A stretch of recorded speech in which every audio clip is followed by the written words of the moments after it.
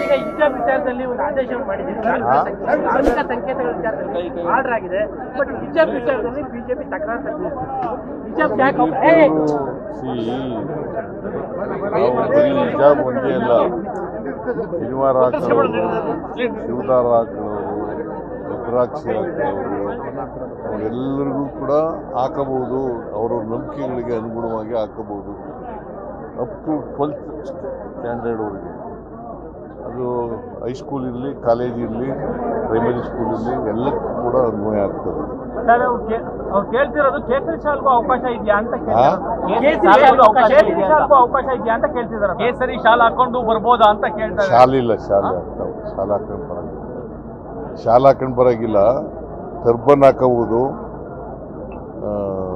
ಜನಿವಾರ ಹಾಕಬಹುದು, ಮತ್ತು ಶಿವದಾರ ಹಾಕಬಹುದು, ರುದ್ರಾಕ್ಷಿ ಹಾಕಬಹುದು, ಮತ್ತು ಹಿಜಾಬ್ ಹಾಕಬಹುದು.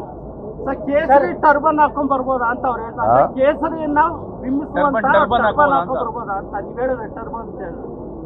ಟರ್ಬನ್ ಅಂತಂದ್ರೆ ಈಗ ಪ್ರಾಕ್ಟೀಸ್ನಲ್ಲಿ ಇರೋ ಅಂತೇಳಿ ಹೊಸದಾಗಿ ಮಾಡೋಕ್ಕಾಗಲ್ಲ.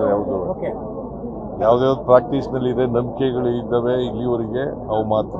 ಸರ್, ಈಗ ಪ್ರೈಮ್ ಮಿನಿಸ್ಟರು ಸೇವ್ ಮಾಡಬೇಕು, ಡೀಸೆಲ್ ಸೇವ್ ಮಾಡಬೇಕು ಅನ್ನೋ ಕಾರಣಕ್ಕೋಸ್ಕರವಾಗಿ ತಮ್ಮ ಕಾನೂನಿನ ಬೆಂಗಾವನ್ನೇ ಕಟ್ ಮಾಡ್ಕೊಂಡಿದ್ದಾರೆ. ಆ ಥರದ ಪ್ರಾಕ್ಟೀಸ್ ಬೇರೆ ಸ್ಟೇಟ್ಗಳಲ್ಲಿ ಕರ್ನಾಟಕ ನಡೆಯುತ್ತೆ. ಬೇರೆ ಸ್ಟೇಟ್ಗಳಲ್ಲಿ ಇದೆಯಾ ಅಂತ ನೋಡೋಣ. ಕರ್ನಾಟಕದಲ್ಲಿ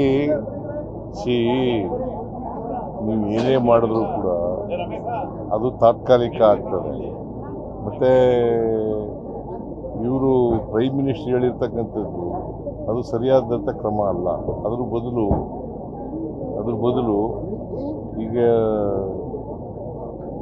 ಬೇರೆ ದೇಶಗಳ ಜೊತೆ ನೀವು ಮಾತಾಡಿ, ಈಗ ಬೇರೆ ದೇಶಗಳು ಜೊತೆ ಮಾತಾಡಿ ಅವ್ರಿಗೆ ಒಂದು ಇನಾನಿವಸ್ ಇದಕ್ಕೆ ಬರೋದು, ಕಾನ್ಸಿಯಸ್ ಬರೋದು ಒಳ್ಳೇದು. ಸರ್, ತಾವೆಲ್ಲ ದೆಹಲಿಗೆ ಹೋಗ್ತಿದ್ದೀರಾ ಸರ್? ಹೈಕಮಾಂಡ್ ಭೇಟಿ ಮಾಡಿ ದೆಹಲಿಗೆ ಏನಾದ್ರು ಹೋಗ್ತಾ ಇದ್ದೀರಾ ಸರ್?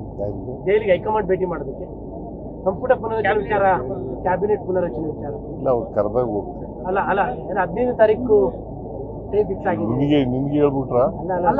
ಅಲ್ಲ, ನಿನ್ಗೆ ಹೇಳಿದ್ರೇನೆ. ನಮಗೆ ಏನಿಲ್ಲ ಸರ್. 15 ಅಂತ ಯಾಕೆ ಹೇಳಿದೆ?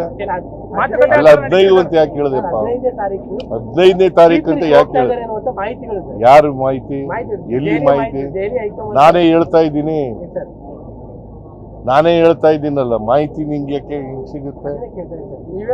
ಸಚಿವ ಸಂಪುಟ ಪುನರ್ರಚನೆ ಮಾಡುವಂತ ಉದ್ದೇಶ ಇದೆಯಾ, ಚಿಂತನೆ ಏನಾದ್ರು ಇದೆಯಾ ಸರ್? ಹೌದೌದು, ಪುನರ್ರಚನೆ ಮಾಡಬೇಕು ಸರ್. ಈಗ ನೀಟ್ ಎಕ್ಸಾಮ್ ವಿಚಾರದಲ್ಲಿ ಎಲ್ಲರೂ ಪ್ರೊಟೆಕ್ಷನ್ ಮಾಡ್ತಾ ಇದ್ದಾರೆ.